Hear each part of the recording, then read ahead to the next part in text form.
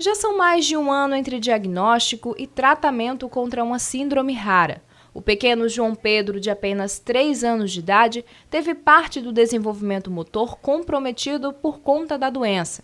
Em busca de alternativas, Gustavo, pai do João, iniciou uma incessante batalha para conseguir métodos que impedissem a evolução da doença.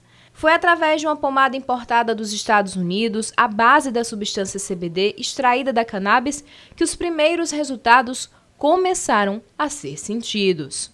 Para a doença do meu filho não há terapia, só que eu, na qualidade de pai e pesquisador, resolvi investir nisso e descobrir a cannabis por intermédio de pessoas com problemas neurológicos que tiveram bons resultados, né? A doença do meu filho não é necessariamente neurodegenerativa, porém, com muita coragem, eu diria, tanto da gente que começou a pesquisar e do neuro, que entendeu a nossa dificuldade e a esperança que há nessa planta, o neuro topou e nós iniciamos o tratamento. Desde a descoberta da síndrome, os dias do João têm sido assim, cheios de atividades e terapias intensivas. O uso da cannabis foi apenas uma forma encontrada para conter os avanços da doença e, principalmente, uma esperança de uma recuperação não muito distante. Ultimamente, eu acredito que a conscientização é uma etapa importantíssima a ser alcançada e quebrar literalmente o preconceito. Há um preconceito com relação à cannabis por totalmente desconhecerem os benefícios que ela dispõe, né, que ela oferece.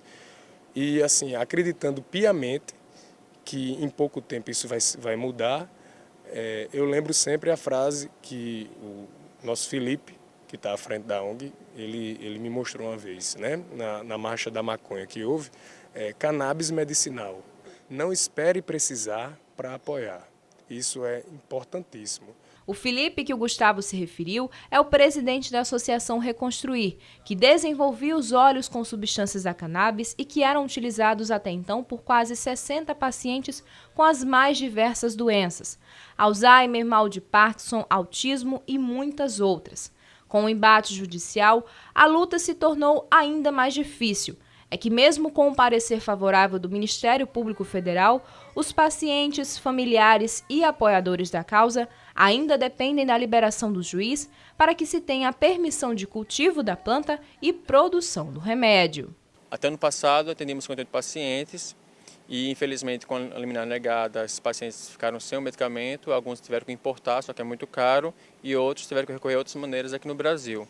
E por isso que, com esse processo em andamento, a Justiça começou a fazer vários pedidos para a gente, então enviamos todos os documentos necessários para que isso modifique a situação e eles entendam o nosso projeto como ele realmente estava funcionando. Então, creio que com isso o MPF ele foi favorável ao nosso projeto pelo fato da gente cumprir todo o requerimento até agora, e agora acaba a decisão do juiz Janilson Siqueira a realmente dar uma sentença, uma decisão final do projeto. No Brasil, apenas uma associação da Paraíba foi autorizada a produzir esse tipo de medicamento. Assim como o Rio Grande do Norte, outros estados ainda dependem da liberação da Justiça para cultivarem a cannabis. A ciência tem ajudado a comprovar os resultados efetivos das substâncias nos tratamentos das doenças.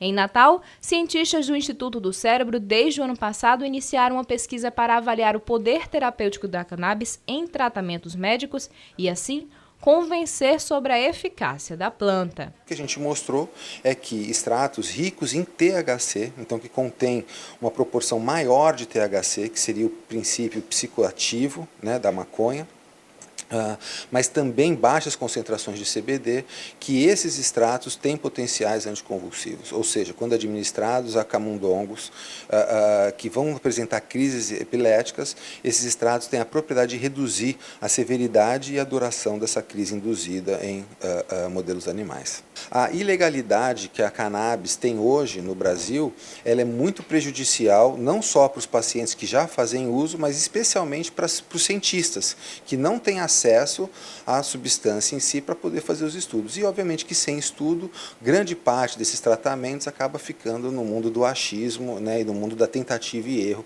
o que na minha opinião é muito ruim, não só para a sociedade, né, mas para os pacientes, de certa forma, que estão sofrendo com essas doenças atualmente. Fica também esse apelo à justiça, sabe? pelo fato de que hoje a pesquisa ela está comprometida com tudo isso, tanto a pesquisa quanto as famílias.